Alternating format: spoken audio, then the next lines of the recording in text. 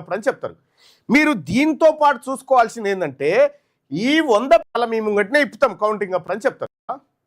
మీరు సీల్ చేసిందే చూసుకుంటారు. ఇగో మీ ముంగట్నే ఇప్పినాం, మీ ముంగట్నే పోసినాం, మీ ముంగట్నే సీల్ చేస్తున్నాం, మళ్ళీ మీ ముంగట్నే ఇప్పుతాం కౌంటింగ్ అప్పుడు అని చెప్తారు. మీరు దీంతో పాటు చూసుకోవాల్సింది ఏంటంటే ఈ 100 పేపర్లు ఖాళీ పేపర్లు వాళ్ళ దగ్గర ఉన్నాయా లేవా. ఫస్ట్ ఆఫ్ ఆల్ చూసుకోవాల్సినటువంటిది ఎన్నికలు అయిపోగానే ఈ సర్పంచ్ అభ్యర్థి ఏం చేయాలి, మొత్తం బ్యాలెట్ పేపర్లలో 1050 బ్యాలెట్ పేపర్లో 950 వినియోగించారు.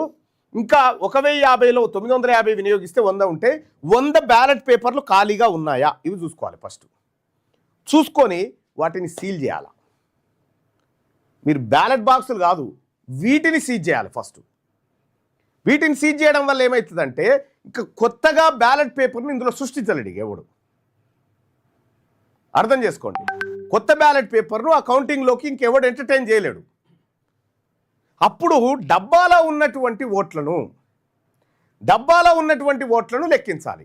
మరి డబ్బాలో ఓటు వేయకుండా జేబులు వేసుకొని పోయిందంటే అది లెక్కకు రాదు. ఇక ఆ డబ్బాలో ఉన్నటువంటి సపోజ్ ఈ 950 ఓట్లు పోలైన తర్వాత ఓ ఇద్దరు ముసలోళ్ళు తెలవకి ఏం చేసిరంటే ఓటు గుద్ది ఆ కాగితం పట్టుకొని పోయారు, బ్యాలెట్ పేపర్ బయట పట్టుకొని పోయారు అనుకుందాం. ఈ బ్యాలెట్ పేపర్ బయటికి పట్టుకొని పోవడం అంటే తన అభిప్రాయాన్ని సమూహంగా చెప్పలేదు అనడమే. కాబట్టి అది ఇన్వాలిడ్ అవుతుంది. అప్పుడు 948 ఓట్లే కౌంట్ అవుతాయి. 948 ఓట్లే కౌంట్ అవుతాయి. ఆ తర్వాత ఇగోనయ్యా ఇగో ఈడుంది కాగితం ఈడ తేలింది ఆడ తేలింది అంటే కూడా కుదరదు కాదు. ఇప్పుడు ఈ 948 ఓట్లు ప్లస్ ఇద్దరేమో బ్యాలెట్ పేపర్లు ఎత్తుకపోయినది మొత్తం కలిపితే 950, మిగిలినవి 100, మొత్తం బ్యాలెట్ పేపర్లు 1050. ఈ లెక్క కరెక్ట్గా ఉంటే, ఈ లెక్క పర్ఫెక్ట్గా ఉంటే మీకు అక్కడ కౌంటింగ్ దగ్గర ఏమీ తేడా రాదు.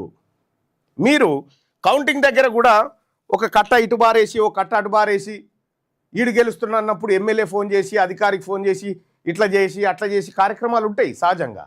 కానీ చాలా జాగ్రత్తగా ఒక్కొక్క ఓటు రెండోసారి లెక్క పెట్టమంటే ఏమంటారంటే టైం లేదండి అని చెప్తారు అన్నట్టు. టైం లేదు అదంతా అయిపోయిందండి అని చెప్తారు. కానీ ఫస్ట్ బ్యాలెట్ తెరిచినప్పుడే చాలా క్షుణ్ణంగా చూసుకోండి.